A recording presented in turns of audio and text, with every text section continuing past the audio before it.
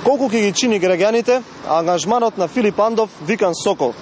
Со колку пари од буџетот Заев ќе си го плаќа новиот советник? Кога се работи за пари на граѓаните, очигледно за Заев тоа се прашања кои не заслужуваат одговор. Впрочем, не се работи за милионите што ги има. Заев и СДС ценат дека граѓаните имаат пари за фрвање, па тој може да се ангажира сомнителни типови. Дали е точно тоа што го објавуваат медиумите, дека Сокол почнал да гради кариера по полициските евиденции уште од 1994 година?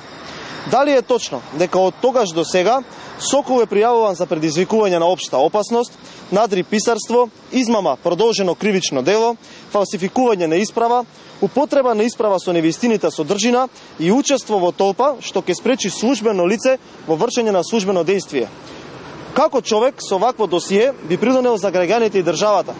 Кои се неговите компетенции и квалификации? Дали владините служби го провериле неговото досие или не им е важно каде ќе завршат парите на граѓаните?